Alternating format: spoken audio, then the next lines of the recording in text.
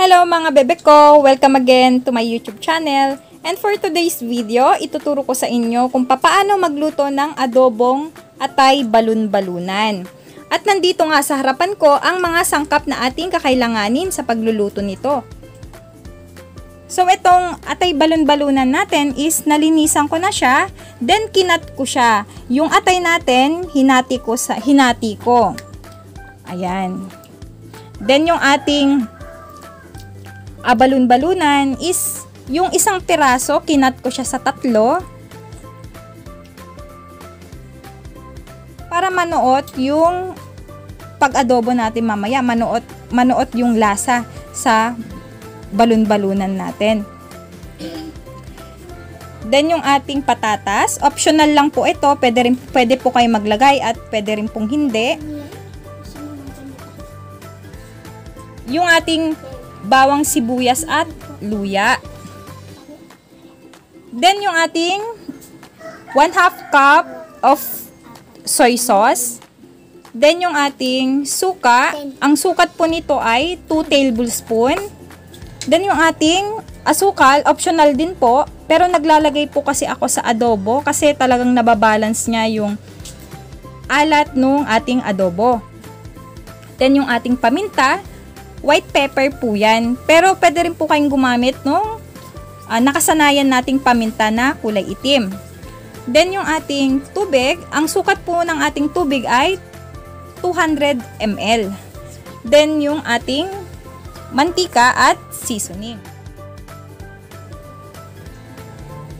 Sa pagluluto po ng ating adobong atay balon-balunan, unahin lang po nating ilagay yung ating balon-balunan.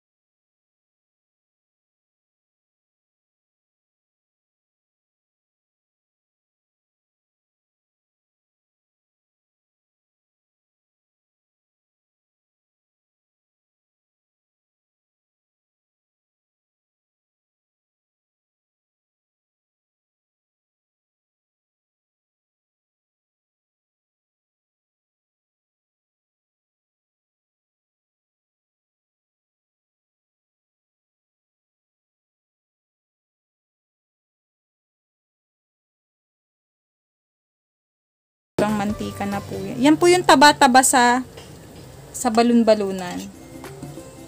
Yan. Magtira lang po tayo ng panggisa. Kahit pala hindi na po tayo maglagay ng mantika kasi lumabas na yung natural oil nung ating balun-balunan.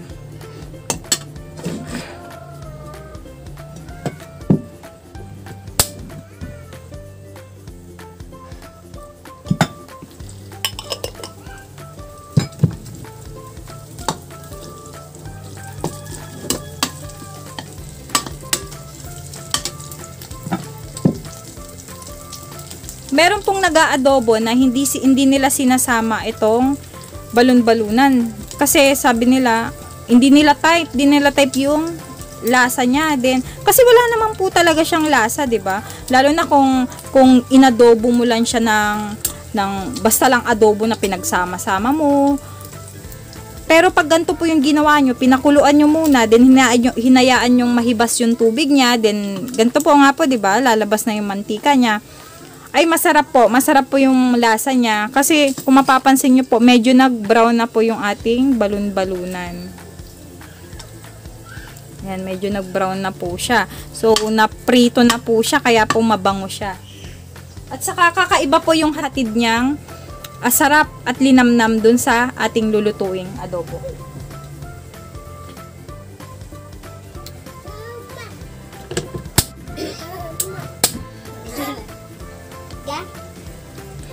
Sunod na po nating lagay yung ating bawang. Maglagay lang kayo ng space sa gitna.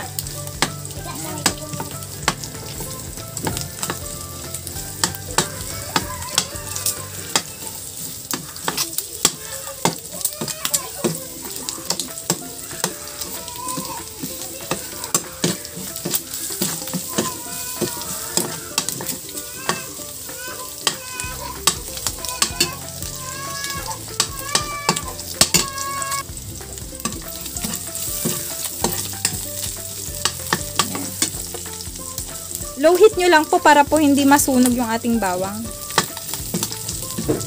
Ayan. Ay my God. Tumatalsik siya. Ayan. Okay na po yan. Then sunod na natin yung, pagsabayin na po natin yung ating luya at sibuyas. Napakabango po. Promise. Mas maa-appreciate nyo po yung lasa ng ating atay balon-balunan pag ganito po yung ginawa nyo. Kasi meron po, marami po sa atin na nag-aadobo na hindi sinasama tong balon-balunan talaga. Atay lang.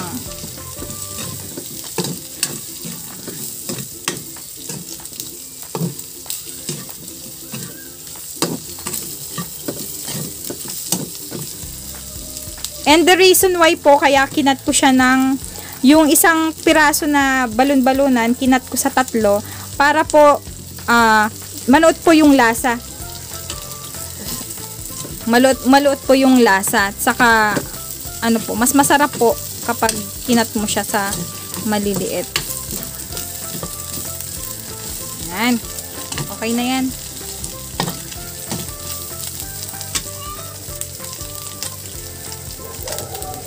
Lagay na po natin yung ating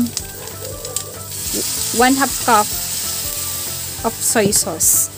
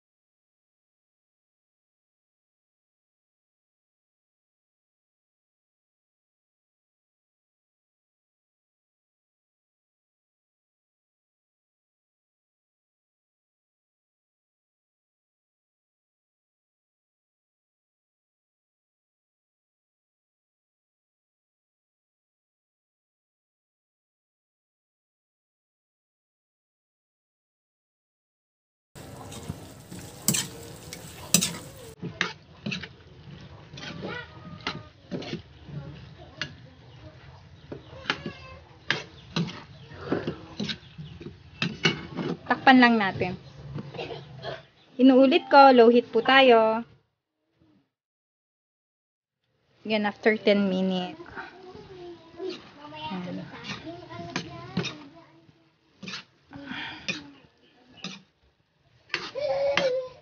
Magdagdag na lang kayo ng tubig at toyo kung nakukulangan kayo sa sabaw niya. Pero kasi pag nag-aadobo ako is ayoko talaga nung masabaw. Gusto ko yung masosi siya. Yan, ganyan. Malapot-lapot yung sabaw niya. Yung tipong hindi mo kailangan ng sabaw kasi sa bawat piraso ng atay balon-balunan is napaka lasa niya. So, ayan, oh. Diba? Ang ganda. Okay. Ayan, oh. Maglagay kayo ng sili. Mas masarap. Ayan. Luto na. Bahala na po kayo magdagdag ng toyo at tubig.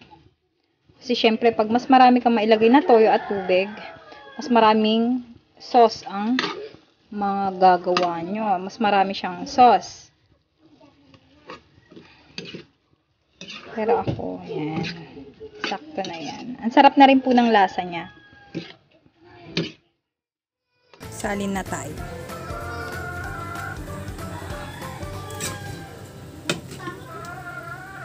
Try nyo to, guys. Napakasarap. Promise. Sarap. Itsura pa lang. Diba? Yum, yum, yum, yum, yum na.